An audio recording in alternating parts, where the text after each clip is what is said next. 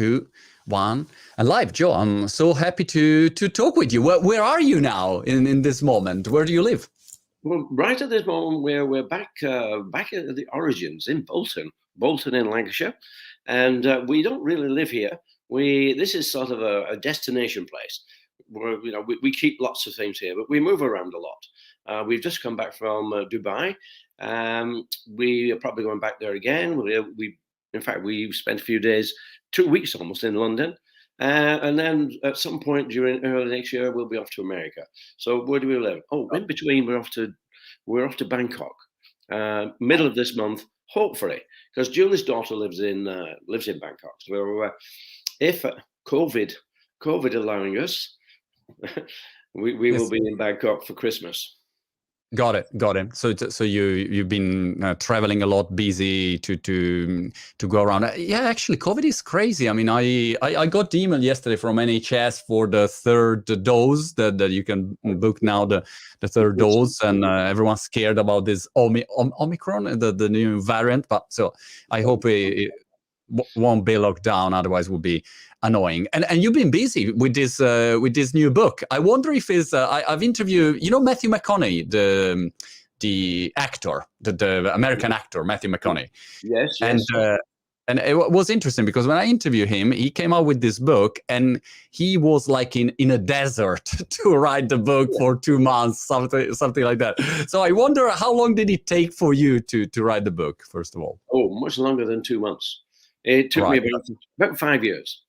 I started it 7 years ago when I started. It took about 5 years, mainly because I didn't have any notes or anything. I had to remember it. And when you start putting things down, you start writing, the memories come back, and you think, but I was also doing this. So the most difficult part was the chronology, just to get it in the right order.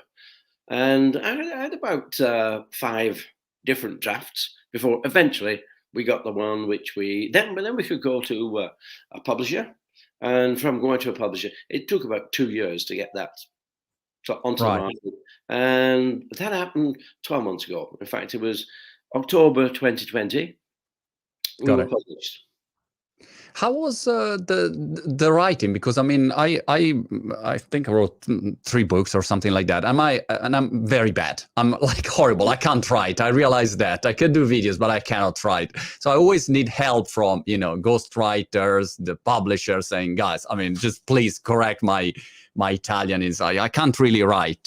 Did you discover yourself as a good writer, or how did it work? No, I'm not like you. I say I'm a shoemaker, but I'm not a good shoemaker. If you've read the book, you see that I'm not a good shoemaker. I probably eventually ended up as a marketing man, so maybe marketing, but in the footwear industry. And being a writer, no, I had my story, and I say I had at least 5 drafts, and then I got a guy to read it, and he coloured it in. So he just had that little bit of colour, which helps, because as you know, if you've written 3 books, you need it to read nicely and a page turner. So he managed to do that for me. So yeah, but have you read the book, by the way? No, I never read the book before to do the interview, because I want to discover the book. Otherwise, it's like I watch the movie and then you tell me how the movie is. So I'm always interested to know the story firsthand, and then I read the book. That's my new philosophy now for 6 years, and I love it. Otherwise, I already know everything, and I don't like it. So that's how I start. A book can only tell you so much, and what I find, we're doing this now with London Business School and the University College of London, UCL, with their MBA students. And the guy does read the book, but then he can ask questions digging in to the book. I say, why did you do that? So I find that, okay, if you haven't read it, you can ask me questions, not a problem. But the people who do read it ask different questions. And, so there is a different angle to that. And those different questions, particularly for sort of MBA students, because they learn about how to run a business. You do it this way, but it's a very structured way, and it's historic. But when you're talking about, you have to go out there and build a business, you can't just do it by the book. There has to be something outside of the box that you do. So Either way, it's very interesting. But carry on. You asked me about my book then. Yeah, you know what, Joe? I'm for 20 years now. I do startups in the digital sector, Right. and what I realize is that, of course, I mean, and I studied law, by the way. That was something interesting for me because I started with a completely different sector. I was thinking about being a lawyer in Italy. And then Right. I end up being an entrepreneur doing, I don't know, apps and publishing industry. And now, I don't know, the educational sector, crypto war. I mean, I'm doing a lot of different things where Yeah. I don't really have a knowledge about, but I have to bring together people. I have maybe a vision of the direction, but I'm not, technically able to do maybe a lot of different things. I feel always the most ignorant in the room. But for some reason, you get the idea and you bring the right people, you get the investors in, and you say, all right, let's go, and we try to do it. So is this approach, that you learn by doing? And I was wondering if when you started, it was a bit like same like this for you or not. Well, Jeff and I started our business in 1958, which is a long time ago. The reason we went into business is because the family business, J.W. Foster, well, J.W. Foster and Sons then, it was originated by my grandfather in 1895. And he was the guy who invented the spike running shoe, or at least he pioneered the spike running shoe. His grandfather repaired he was a cobbler, repairing shoes. He also repaired cricket boots. And cricket boots in those Right. days, in the late 19th century, they had spikes in the bottom. My grandfather saw this, and he was a member of a local running club. So he thought, if I put spikes in the bottom of a shoe, will this help me? Will it give me grip? And indeed it did. It gave him that extra grip. So that's where that business started from. 1895. By 1904, my grandfather had 3 world records in his shoes already. Right. And then he had a lot of gold medals in the 1920s. He made the shoes for the athletes that were immortalized in Chariots of Fire. I don't know if you know the film Chariots of Fire, but that was Eric Liddell, Harold Abrahams, and Lord Burleigh. They all won gold medals in the 1920s. And this film, Chariots of Fire, it immortalizes them. So my grandfather had a really good business. Unfortunately, I mean, in those days, it was pure performance. Nowadays, Reebok, we're fashion companies now. We're on the street, fashion companies. So we have changed that quite a lot. But he knew how to influence. He died, though, in 1933. I was born in 1935. I was born on his birthday, the 18th of May, 15 months after he died. So there's a bit of coincidence there. My grandmother was totally insistent that I brought my name with me. So I became Joe Foster. He was Joe Foster. I became Joe Foster. And this was in 1935. 4 years later, we had World War II. So 6 years of war, and I was 10 by the time that was over. The lights come on again, and we all start living again and education. By the time I'm 17, I've done college, and I start to work at J.W. Foster and Sons. They're athletic shoemakers. So that's the business that I'm in. 1 year later, my brother and myself, Jeff was 2 years older than me, but we both went to do national service at the same time. Okay. Jeff went to Germany and he saw Adidas and Puma. And we came back after 2 years to the J.W. Foster company and we found a failing company. They were not moving on. My father and uncle, they just didn't get on together. A bit like Adi Dassler and Rudy Dassler. Rudy Dassler left and set up Puma.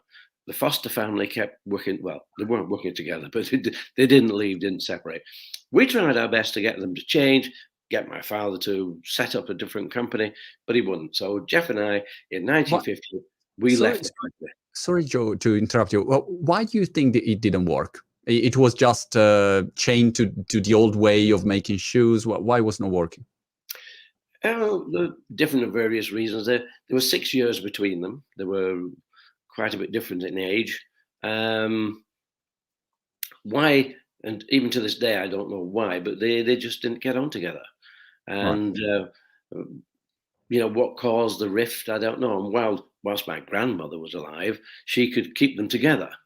But when she died, that was it. They just didn't speak to each other.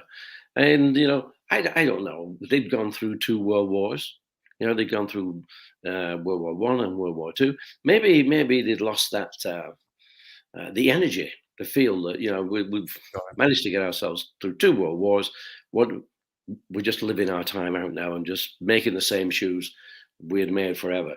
Because when Jeff and I came back from doing national service, the company was still making the same shoes they were making in the 1930s, 1940s, and here we are in 1950s, still making the same shoes. And Adidas across the water there and Puma, they'd changed the game, and Right. our father and uncle, they didn't even see it. They were just. What did Adidas and Puma change? What was the key change that you think they did in that moment? I think Adidas and Puma, they came out, they saw what was on offer, and I'm pretty sure that Adidas bought a number of Foster's shoes and looked at them and played with them, um, and thought, well, we can make these a little lighter, a little different, because the Foster shoes really they were sort of the, I think they called themselves the world's largest athletic shoe, hand-sewn athletic shoe manufacturer. Hand-sewn is fine, but you can only produce, one person can only produce 2 or 3 pairs a day, hand-sewn. All right. So what they had to do was to look at how to do this with machinery and use different techniques to make a shoe as light and as supple as a hand-sewn shoe, but they had to use machinery. So they changed that. Plus it's like, like Ford making his cars. You can have any color, but it's black, providing it's Yeah. black, you have any color. And that was a bit the same in the sports shoes. They were black with a lizard skin support, and those shoes hardly ever changed. Only when Adidas brought in some red shoes, some white shoes, that's the only thing that Foster's picked up on. And they did change a bit of color, but they didn't move the company forward. So the company was actually losing out to the likes of Adidas and Puma. Okay, so you come back, you see the situation, failing company, and what you and your brother decided to do. By the way, Joe, in that moment, what kind of education you had apart from the like experience? I imagine in hands-on, but did you have some sort of formal education? Did you study for? Oh yeah, we had formal education, and I went to college. I studied engineering. Okay. So I did 2 years in engineering, which was very helpful. But really, it makes you think a bit more than just sort of a normal sort of primary and secondary sort of education where you learn a bit of the academics, but beyond that, you don't Yeah. really learn much practical. So, I'd probably, well, I was probably sort of questioning what was going on at Foster's. You know, even during my 1 year there before going to national services, what are we doing? But nobody wanted to listen. And certainly when we came back, they just didn't want to listen. Okay. And what did you do then? Well, Jeff and I, what we knew because we were on the factory floor, so we knew how to make running shoes. So we went to college to learn a lot more about footwear, and being in sports footwear, your business is a sports trade, but you're learning your skills are learned in the shoe trade. So we're in the footwear industry and also in the sports industry. So it was a matter of going. We went to college. Fortunately, we had a college something like 15 miles away from where the factory was, and from Bolton up in Rossendale. And the big advantage that we got from that is that we made a lot of friends. We got a lot of information. How do you make a last? How do you make a pattern? Where are the materials available? What sort of machinery can you get? So we learned a lot more, and we learned that more than we learned how to make shoes, because what we needed to do was really find out access the industry. And so it took us about 3 years. We tried so much to get the family to see what we wanted, but they wouldn't. And so 3 years later, we had set up a very small factory 6 miles away Okay. in the next town.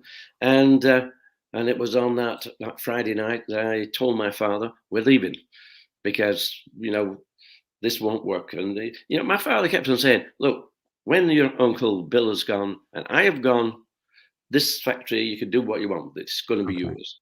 And I used to say, well, number one, Dad, we don't want you to go. That's not the plan. The plan isn't for you to go.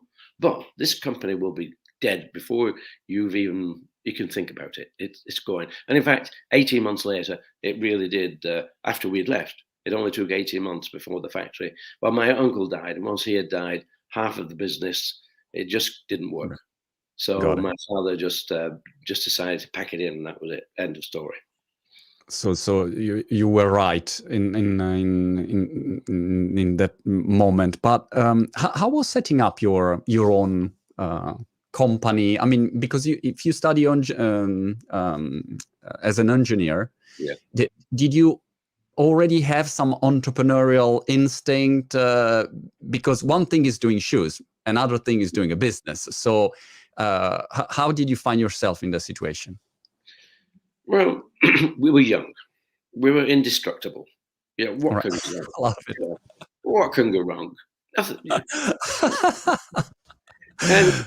And so I think if you know too much, you don't do it. You get too scared because Yeah. this can go wrong, that can go wrong. With us, we were young. We just done national service, and here we were now. Opportunity. Why not? I'm 23. Jeff was 25. Let's do it. And we did. We just set off there, and we knew where to buy the machinery from. We got it very cheap. We could set it up.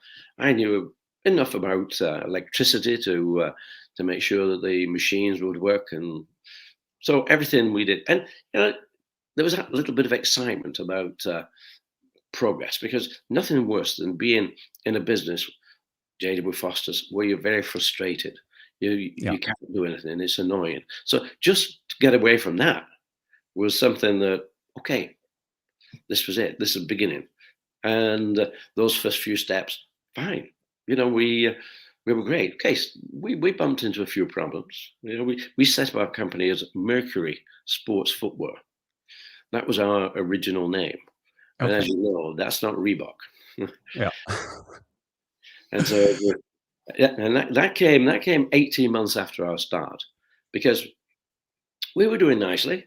We had nice business. We were advertising. We were getting orders, and our accountant said, "You're doing very well, but you're going to have to register your name." Right. And I'm looking at him and saying, "Why? What's all that about?" Well, he said, "There's Mercury. If somebody else thinks that that's a nice name, and they like the way the product's going, they start making Mercury shoes as well, you're going to have a problem, because you're going to need to tell them that, oh, whoa, that's my name. But unless you've got it registered, you're going to be fighting a court case." Okay, so what do we do? Well, you register your name. How? Well, you go and see this guy. He was a patent agent. Patent agents do all sorts of things for you. And so we asked him to register Mercury. And he came back about 3-4 days later and said, "Sorry, guys, it's already pre-registered." Lotus and Delta, which was part of British Shoe Corporation, they had it registered. Oh. Oh. He said that you can buy it off them. They'll sell it to you for £1,000. And we just set up a factory for £250. We didn't have £1,000. It was like impossible. And I went to Manchester to see the guy. I said, "Look, no chance. We can't. We don't have £1,000." So he said, "Okay, well, you'll have to change your name." And he said, "And we'll have to test those with the register." And he said, "So bring me 10 names." 10 names? Look, this has got to be our business. We've got to be in love with this. It's got to be our passion. 10 names. Yeah, 10 names. He said, because if you bring me one and we test it and that doesn't work, we're going to be spending months going to the registrar. All right. To check. So bring me 10. Let's push 10 in. And okay, so we go back and we sit down around the table. Don't know if you've done this, thinking of different names. Cougar. Oh, that's a good name. Cougar. Yeah, good name. Falcon. Another good name. Falcon. Fine. Let me take you back now. I'm going to take you back now to 1943. I'm 8 years old. World War II. We're right in the middle of it. Just like COVID, we couldn't travel. The Right. seaside holidays, they were out. No, everything was stay at home. And so we had these local events in Bolton. And I won a 60-yard race. In those days, everything was in yards, not meters. We'll say a 60-meter race for the Yeah, sake of that's a good point. and I won that, right? Fantastic. I had a bit of an advantage because I had spike running shoes, and spike running shoes in 1943 were a bit special. Not many people in Bolton had a pair of spike running shoes, so maybe I had a bit of an advantage. But forget that. I won the race, and I go up to collect my prize. Okay, so what do I get? I get a dictionary, Right. and I'm 8 years old, and I'm saying to the guy, "Where's the football?" You know, I can't kick a dictionary. I suppose you can kick a dictionary around, but doesn't behave like a ball. So I've got a dictionary, and that's it's an American dictionary as well, a Webster's American Dictionary, and the American spellings are somewhat different than the English spellings on certain words. So it probably would have been a bit useless to me. I had sort of been taking that to school. Fortunately, in those days, we didn't have school. We had a few lessons in a few different places. But now, fast forward, 1960. We're thinking of names. Okay. I have my dictionary there. It's sat behind me. And I like the letter Still R. the same. I mean, still the same dictionary that you won. Is still the same. Absolutely. Same Right. dictionary. That one is sat there. And I like the letter R. So I get my dictionary and I open the dictionary to R. Then I start thumbing through. And it's not long before I come to R, E, E, B, or K. Reebok. What's that? And it's a small South African gazelle. A gazelle. Wow, we're a running company.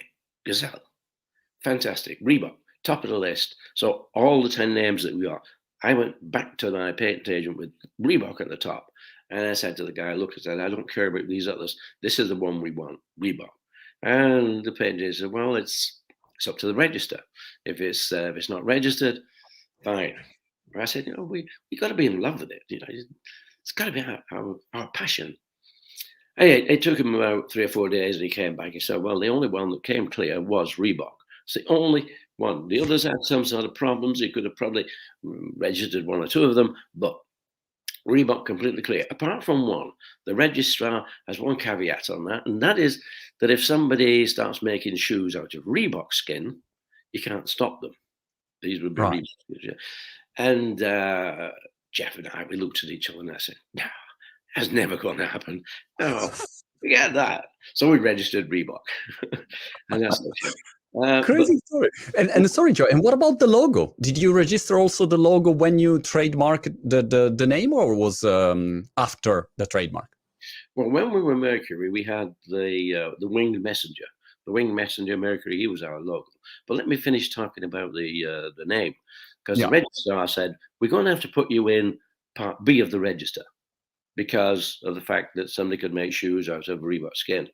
Right. 20 years later, he came back to us and said, "We've moved you to the A section." Why? He said, "Well, everybody now knows that Reebok is a shoe, and the animal is certainly secondary to you being a shoe." So they moved us up. Fantastic. Now, you would need to see some of the stuff that we've produced. We have a nice big book which shows the progression towards towards our logo. And because Reebok's the name, fine, and there's so many people saying, "Well, you need a deer or an antelope or a gazelle. Why is that not your logo?" A bit like Puma, they had the animal. Even Tiger had the face of a tiger. That's Onitsuka now at Asics, and didn't really fancy that. I don't know whether it's because my drawing wasn't very good, so I didn't make a good drawing of an antelope or a springbok or whatever. So over the years, we came up. Well, actually, what really made our logo, or started our logo, was that 4 years into our business, we got a letter from Adidas. Right. Because our silhouette had 2 stripes and a T-bar. And they said that 2 stripes and a T-bar was an infringement on their 3 stripes. And of course, you receive that letter, you open it, and you think, "Oh my God, what's this?" Mm. And we stood there for about 5 minutes thinking, what do you do? And we're smiling. Adidas know we're here. No, Adidas know we've arrived. And I don't know whether they're worried or not, but certainly they're feeling enough sort of not Some pressure, pressure there. but enough need to tell us don't do that. Again, only a few minutes, and we said that letter went on the wall. We pinned that up, and it stayed there for ages. But all we did was we changed our silhouette. So we changed it to what we see now, which is the vector. You can see it at the back, and that was like an arrow. So now I had an arrow on the side of the shoe. I thought, well, I can probably use that. That's the well, the marks, the silhouette you can see on the book. But I thought I'd use the arrow, and if I put two together, we've got the direction, and that's fine. Because I tried putting an R on the shoe, but when you put an R on it, it works on. I think it works on the left shoe, but doesn't work on the right shoe. And I because see. back to front. So I with all these things I'm playing with in my head, so I end up with these two arrows that sort of work, and you can turn those upside down, so it worked on both sides. Then I'm thinking, well, I could maybe make it maybe sort of do something different. So I made it into a circle and put it'd be 8 hours all the way around it, something like that. I think it's 8 arrows. So it was that, and then I filled in two of the arrows so that they're lit up, and that still today is our star crest. That is still on the tongue of every shoe, every got it. classic shoe we make. You know that's there, and so that became our logo. But it progressed. It progressed. I think we must have gone through maybe 4 or 5 years of progression from different ways of writing the name, and eventually we end up with Mototectura, and that's which has that dropped R for the Reebok. So we ended as our lettering, and it took some time. Of course, we go up to 2005. I had left the company by then when Adidas bought it, and I don't know why, but Mm, when the all in a company, they seemed as though they felt it necessary to change things, you know. right. And if you're a marketeer, if you're in marketing, you recognise you don't change things. You know, if it isn't broken, why fix it? Yeah. So they changed it, and they came up with a delta, and they changed the lettering, very similar lettering to Adidas, and of course it was disastrous. Yeah, it just did not work. Yeah, And you lose completely the identity of a brand that you built. Yeah. yeah, exactly. And I think it's 5 years ago now, about 5 years ago, they they took on a new marketing manager, and I think the marketing manager looked at it and said, "Why? Why have you done that? Turn it back." So they went straight back to what we had, way back, and they got the Reebok and the Mototectura, and that now is putting life back into the brand again. Yeah. And it's the logo is back and the brand is back. Joe, go back 1 second.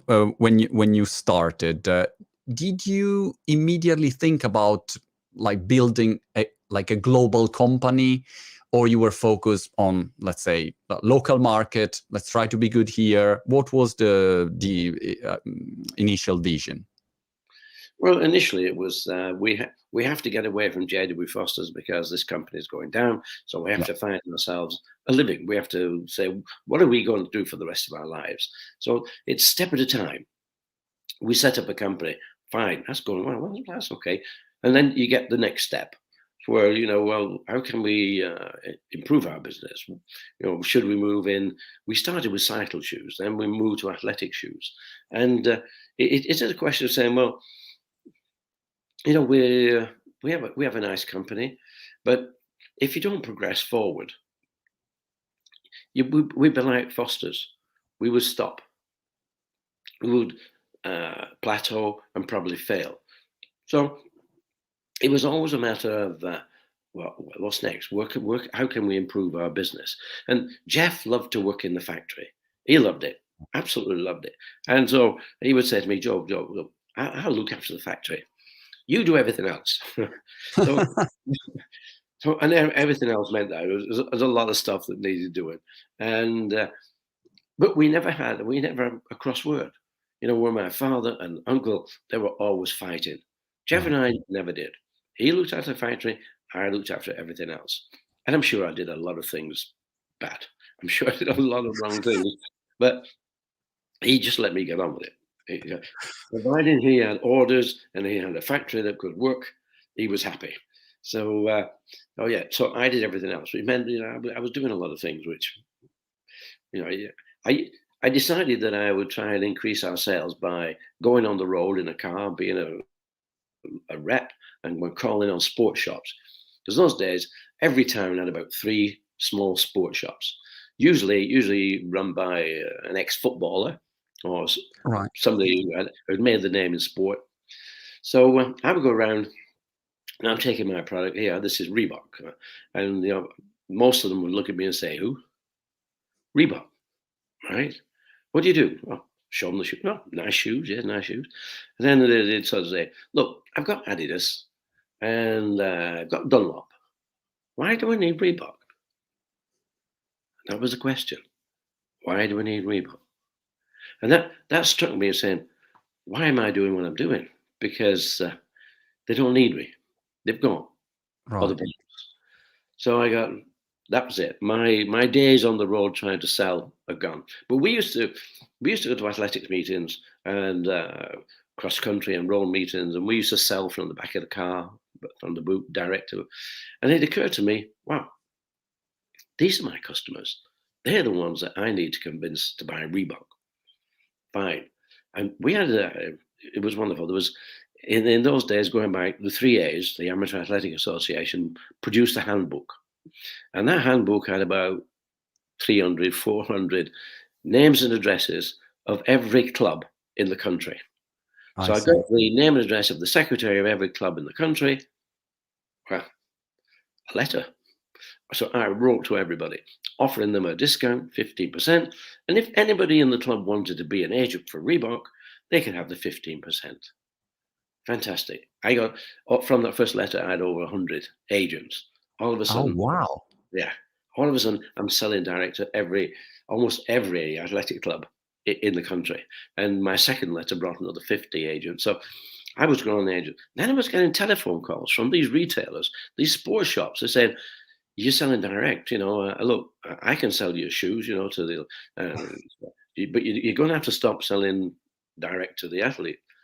And I thought a short while, I thought a bit about it. I thought, no, look, we can give you wholesale prices. These guys are only getting 15% off. I see. You could give them 15% off at wholesale price. So I'm quite happy to supply you at wholesale, but I'm not stopping direct selling. About 75% of the sports shops that rang me accepted that, and we built a nice business in that way. But we're talking about athletics. In those days, not a big business. It was nice. And what had happened with me going direct to the athletes, we became the athlete shoe. We became the choice of shoe because we were very close to them. We listened to them, and we developed shoes for them. So we became very close. So we had a lot of persuasion, might say, and we were doing very well. And we were the number one athletic shoe company at that time. But I thought, yeah, we need to look at a bigger business, and a bigger business in America.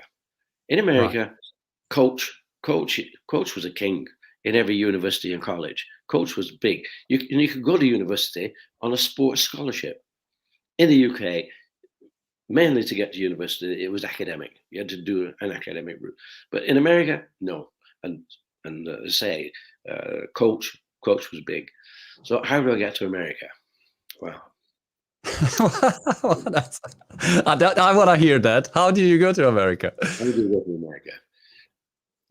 I can even go back to Foster's because a guy called, there was Jane Jack and Frank Ryan.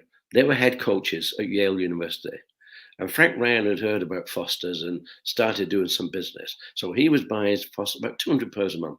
He was taken into Yale University, and they were reselling them to universities in America. So I knew a bit about the business. Okay. So how do I get to America? Well, the family didn't like the idea of me spending that sort of money going to America and, well, playing around, I suppose they might have thought, just to get, maybe a trip to America. However, I'm reading a magazine, Eurosport. And in this magazine, there's an advertisement from the British government. And the British government wants us to export. Okay. And they said, look, we will pay for a stand at the NSGA show in Chicago. The NSGA show is the National Sporting Goods of America, and that's in Chicago in February, and that's a different story. But we'll pay for that. We'll pay for your return airfare, and we'll pay for half of your hotel expenses whilst you're there. Okay. Well, cheaper than staying at home, isn't it? You know, like, wow. So I got a friend who was in the outdoor business, and I said, Bob, do you want to look at this? You know, I fancy a trip to America. So yes, we went.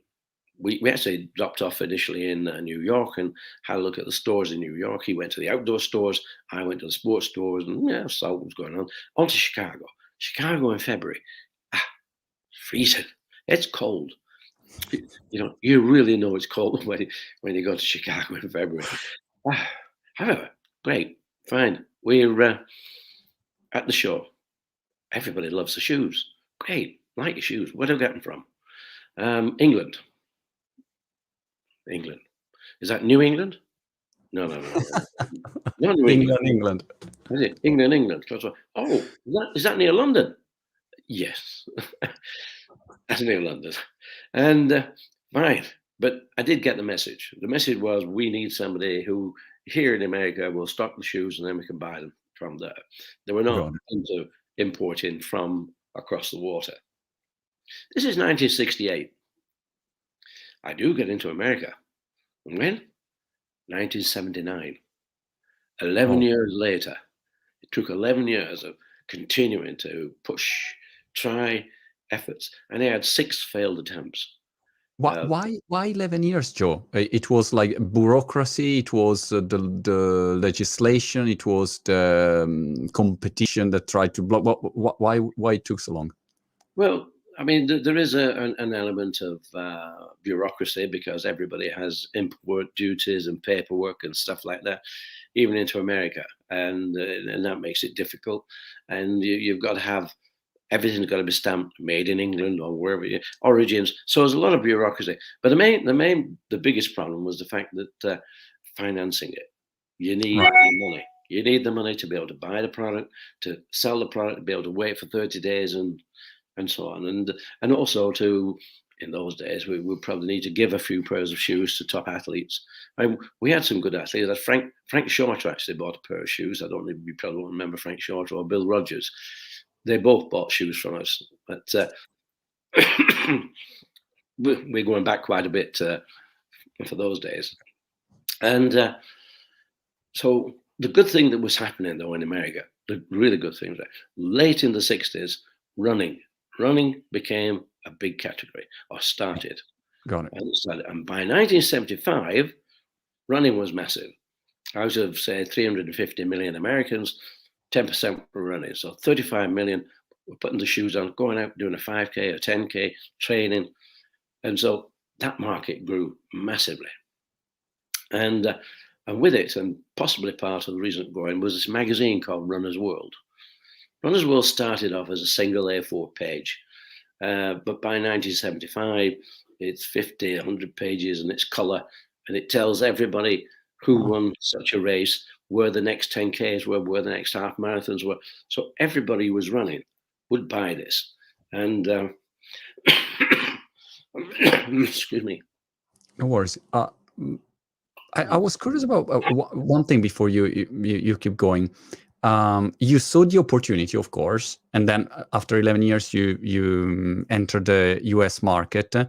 I was wondering what Adidas what was doing in the meantime, because I think also they saw the opportunity, for instance, the running world or something like that, or they didn't see, and you were just alone, and you could move alone in the space. Well, it is funny, really, but I think they had quite an advantage. And whilst I'm trying, they had at least 6 operating distributors in different regions. They had 6 different people. In fact, one of them during my time, he'd been pushed out by Adidas, and Clifford Severn. He also tried, but we failed. I think it's a question of how much support you could give. You know, because at that time Adidas was much bigger. And I say they had an advantage because Adidas were in the American zone of Germany, And so you've got a lot of Americans there. And the Americans love the sport. So they wanted to buy sports shoes. And Adidas were there to do it. They were making sports shoes for them. And of course, these Americans, once they'd done the national service, they went back to America and they were taking these shoes with them. So in a way, Adidas had a bit of an advantage because Yeah. the Americans doing it. But they were a much bigger company as well. Even by the time Jeff and I had started, Adidas had taken the football or soccer market that some people want to go. They'd taken the football market in the UK. For us to get into that would have been too expensive. We didn't have the cash to buy our way in, which you needed to do. It's getting in there was a very expensive thing. So Adidas were already in America, and they were doing reasonably well. So we weren't looking at Adidas or Nike or anybody. We were looking at that white space. Right. We needed somewhere to take our brand, and as I say, 35 million Americans were probably running. But this magazine, the guy who the publisher, he decided he could tell everybody which was the number one shoe because Oh, he'd grown so big with this. And so he came up with this is the number one shoe. And I think it was a Nike. I don't know if it was a Tailwind, something like that. This is the number one shoe. Well, if you've got 35 million Americans running, 10% wanted that shoe. 3.5 million wanted to get that shoe. But we're talking about Nike now, and Nike, Phil Knight was importing his shoes from Japan. To get them to turn up the wick to produce those, the demand was incredible. And of course, by the time he managed to get the production coming in, Bob Anderson, who was the publisher of Runner's World, he decided that, oh, we've had 12 months now, we'll have another shoe as number I one. see. So you can imagine what the retail trade were thinking. Yeah, they were just getting the shoes in, and all of a sudden they come up with another number one. So that didn't last long, because I'm sure the retail trade said, "Look, you're just killing our business because the shoes that are coming in now we don't want. We want the new one, which you're not going to get for 12 months." Oh. So he changed it to star ratings. So instead of telling them this is the number one shoe, he changed it to 5-star, 4-star, 3-star, 2-star.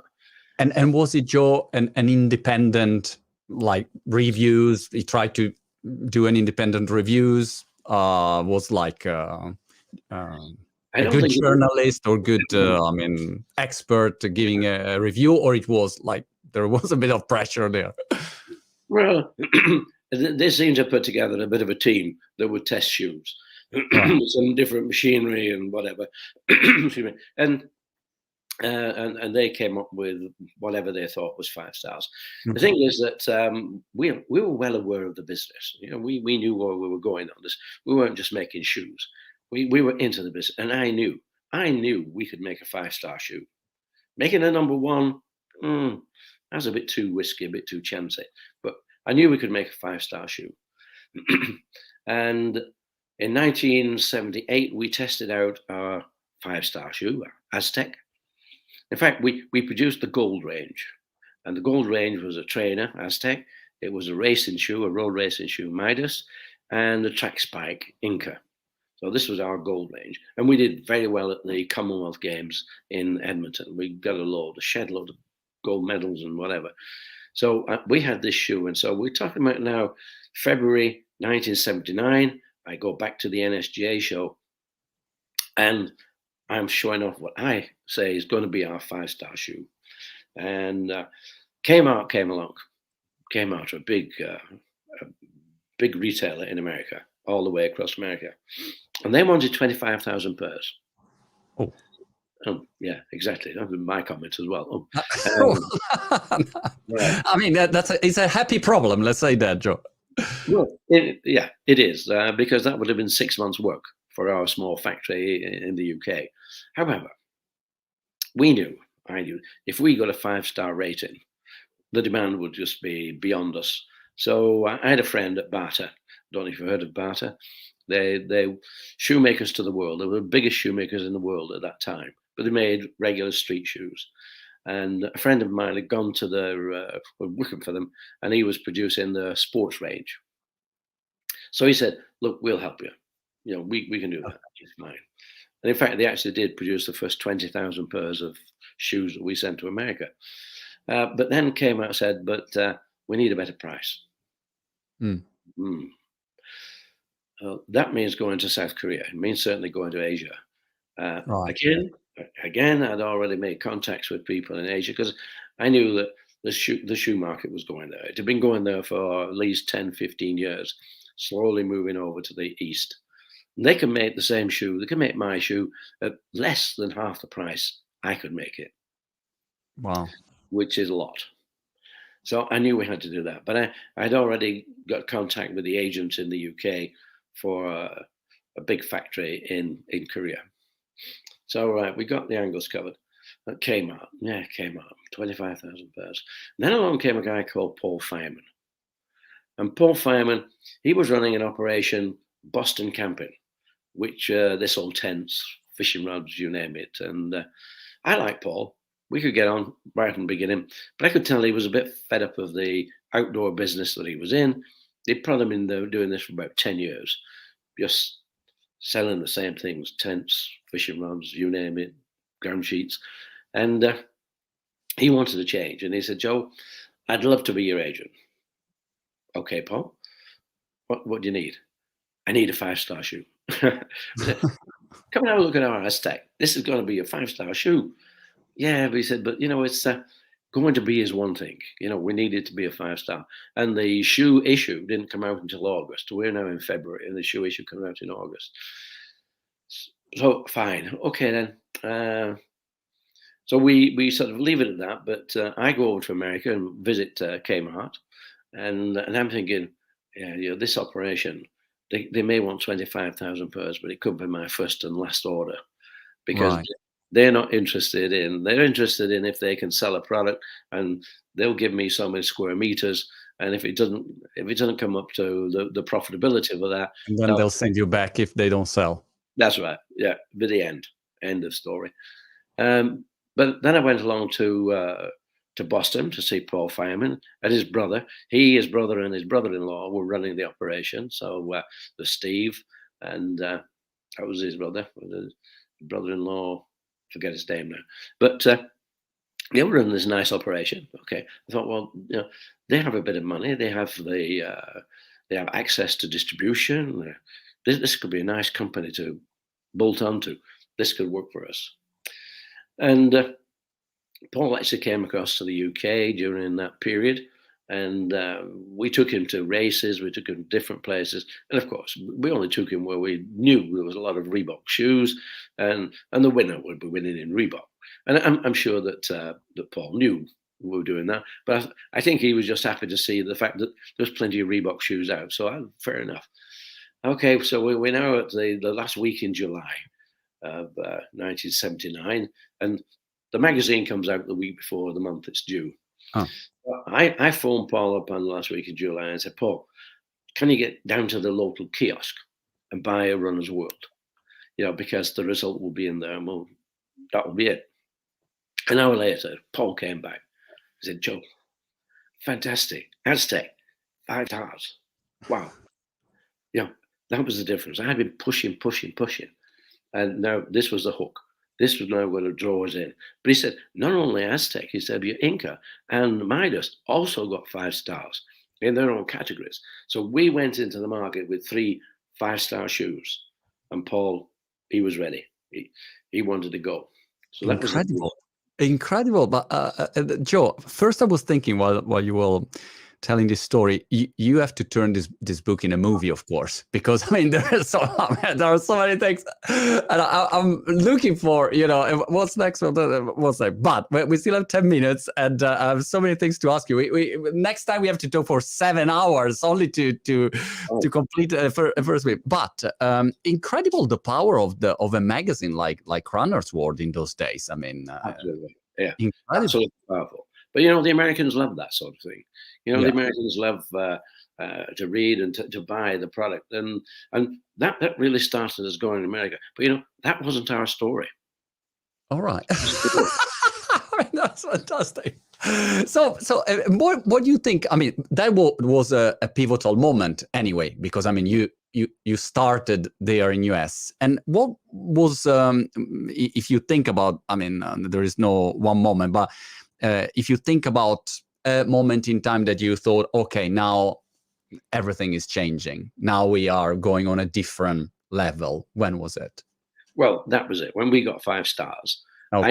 I knew that we had an entry into a market of 350 million people, and that meant probably 35 million were actually out there as a potential customer.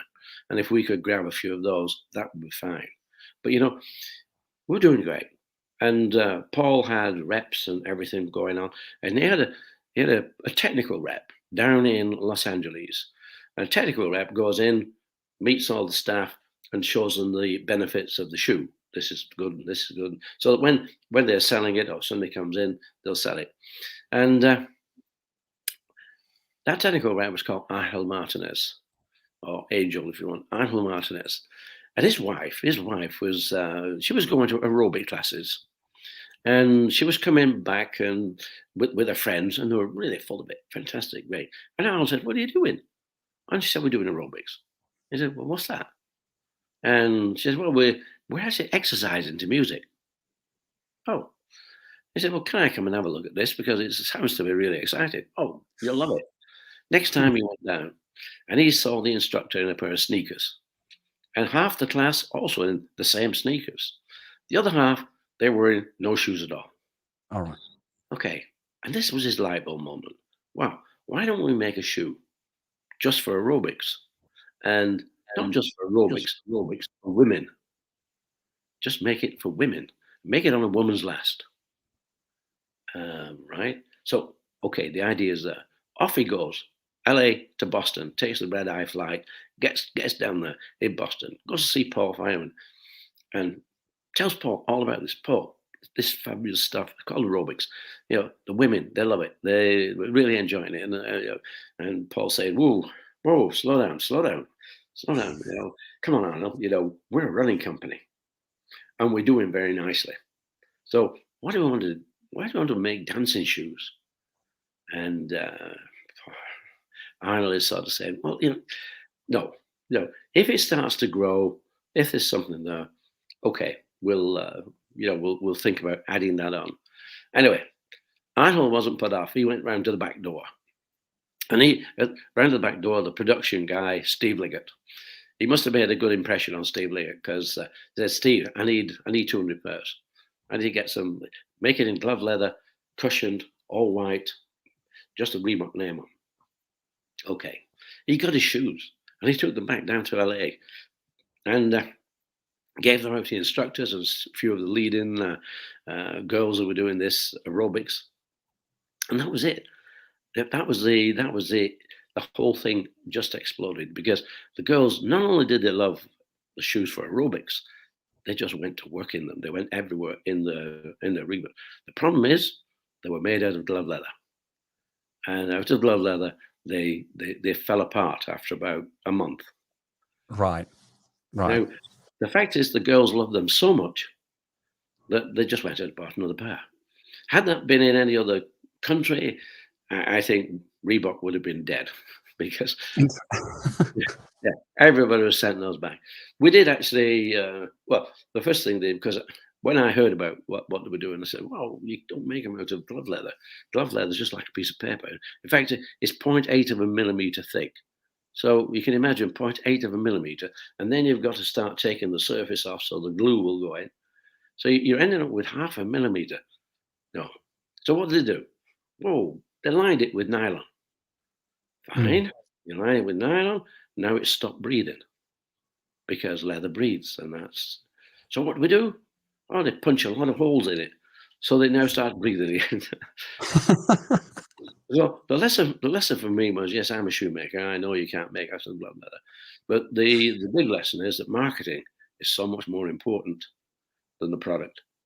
And the marketing, that was it. And Jane Fonda went out and bought a pair of Reebok to use in her videos, and Oh, that's wow. Sigourney Weaver. She wore them at the Emmys, collecting her Emmys, and so it went on. No, Sigourney Weaver was in the Aliens film, wasn't it? Aliens. Yeah. Yeah, Alien. People always It's stump. incredible, Joe, how I mean, I'm born in 1972. Okay, so Right. I don't know before. I can't remember. But if I think about the 70s when I was really little and the 80s, yeah, you had the shoes, to go to school, and you Yeah. had the shoes to do the sport. You didn't use.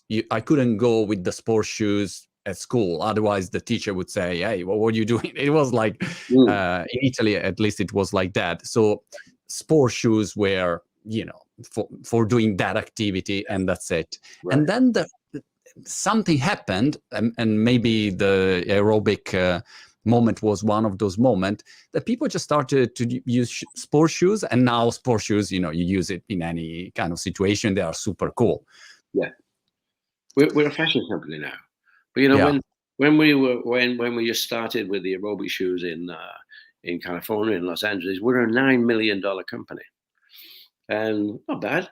But a year later, we were a $30 million company. Then a year after Gosh. that, we were a $90 million company. Then $300 million company. Then $900 million company. So within just over 4 years, we've gone from 9 million to 900 million. And Incredible. the growth was absolutely fantastic. And yeah, we became a woman's company because we were only small to begin with, small running company, and only runners knew us. Now we'd gone street. Now we'd become fashion, and the women owned us. And when did you start, Joe? Did you also start, going into clothing and, hats and all the fashion world has got a lot of gadgets? For how long did you stick only with shoes, and then when you started to open up? Well, it didn't take long because the one thing you do get if people are wearing your shoes, yes, the shoe is very distinctive, but to really get the visibility, you needed apparel and you need to put your name on there. We set up, and this is quite some time. We set, I think it's almost 4 aerobics.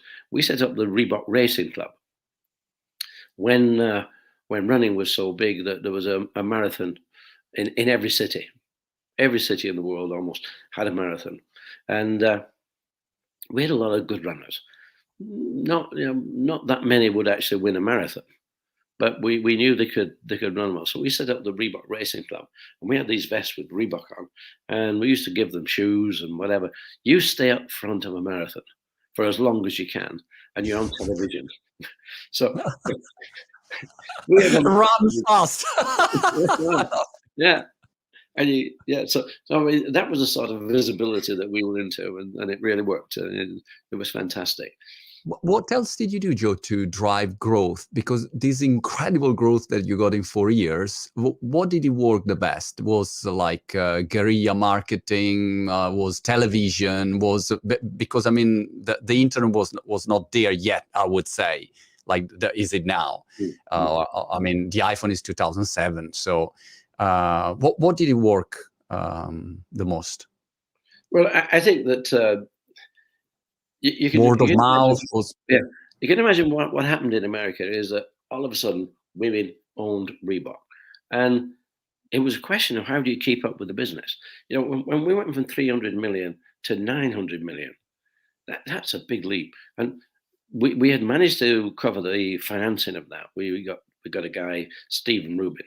He owns JD Sports. I know you probably know JD Sports in the UK. Yeah, sure. That's now JD Sports are all over Europe, but he also owned a few other brands as well. And one of his companies was a sourcing company.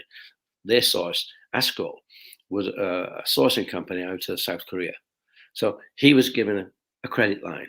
So his credit line just helped the companies to grow. So that wasn't the problem. But the biggest problem was how do you get the product?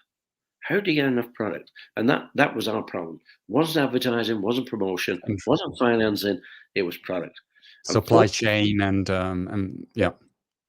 Unfortunately, at that time when we were growing, then Nike, who'd been growing rapidly, they'd really grown rapidly. They hit a wall. All of a sudden, they were overproduced, and these things happen in companies, and they had to pull out of, I think it was 3 factories in South Korea just when we needed it. So that was a tremendous piece of luck, because factories can't increase their production the way that the rate was demand for our shoe, and so we moved into those factories, and that's how we managed to cope. But if you think that we were growing for probably 6 or 7 years, we didn't need to market anything. It was a question of keeping up with the market, and the I see. market was giving us all the visibility that we needed. And then we went into basketball, because the biggest problem I think that faced the Americans in particular was we've become a women's company. Are we a women's company, or are we a sports company? So it's moving from just a women's company into becoming a sports company, getting into baseball, basketball, American football, which they did quite nicely. They did indeed, but I don't think they went in depth. In fact, Paul Feynman, who actually sold the brand to Adidas in the end, he admitted not taking enough notice of soccer or football. I see. Yeah, that should have happened. They should have been, just like you look now at the top, the 2 leaders, Adidas and Nike, are heavily into football, really heavily, and that's where you get your visibility from, because The big things, yeah. we've all gone fashion. We're all very much fashion, but you've got to say, well, what drives the fashion? Are you a couture business? What is it? Design? Well, for the sports brands, it's performance. Performance drives that. Whatever performance, well, the influencers, even rap artists these days, their performance, and so you get, I would say, you get the demand and you get your influencers, and these days being an influencer is probably pays better money actually than being a sportsman. But you've got to be in a, I mean, Ronaldo is making more money as an influencer than as a sportman. That's a crazy thing. But so in those days, you didn't need to sign these huge contracts with like celebrities or like the Michael Jordan deal or this kind of things. You got the momentum, and or you also tried to go along that route in the later years. It did come. I think Reebok signed Shaquille O'Neal in '92, Okay. but I retired in 1989. Yeah. It's I was well, we were a $4 billion company by then, and I was just going around the world. I had put on all the global distribution, so I'd worked and developed all the global distribution, and so my job was going around the world. I was flying into whatever airport it was, being picked up by a limousine, going to the best hotel in town, and we were dining at the best restaurants. But I'm thinking, it's like, this is not for me. And I was also hosting the pro celebrity tennis tournament in Monaco. So in Monte Carlo, we had all the people coming from Hollywood. We got Frank Sinatra. You got all the people you could mention, John Forsyth. There were so many coming in. And then we had the top tennis players, which was great because it was a fantastic period of my life. But I'm thinking, this is not really the challenge. The challenge is gone now. It's this is like keep on waving the flag, and that for me was why bother? Why bother? So I retired, and then let's say in '92, Shaquille O'Neal, he became part, and you've got a lot. Andy Roddick was a big part of the. So, and for these, you start paying, of course, and that's how the game works. Yes. Joe, well, we have to finish our conversation. It was simply fantastic. I mean, I really think that you have to do a movie about your book, and I will read it like ferociously. And I suggest to everyone to read Shoemaker, Joe Foster. I was just curious, as a final question, has your life changed once you finished, running a company like that with this incredible adventure and journey? What gave you motivation after that? How is it? Because people think, all right, great exit, great money, great success, but then you cannot stay there in the swimming pool every day. So you need something that keep you alive, and that kind of adrenaline is gone. So what did you do after that?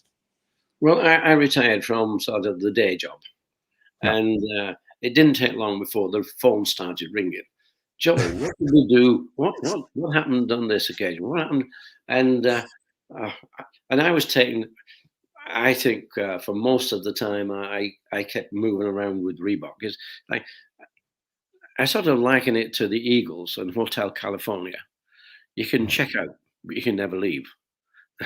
And that was it. I could never leave. I brought back, and now I'm quite involved with the archive because Julie and we travel a lot, and I had a collections of all sorts of bits and pieces. So it was good. That was another good thing that Adidas did. Adidas decided that Reebok should have an archive, and so that I can say thank you Adidas for that. That was great. And so now all the stuff that I had is in the archive. It's all there, which is good because they look after it. It's in air conditioned places. So so I say I've continued to be with Reebok, and now of course they've just sold. Adidas have sold this now to ABG, Authentic Brands Group, and Shaquille O'Neal, Shaq owns 15% of that. And he's been the biggest man pushing this. He's a big man. He's 7 foot and he's incredible. But he's been pushing it. But Shaq loves the brand, and I think now we're going to see a big leap in Reebok.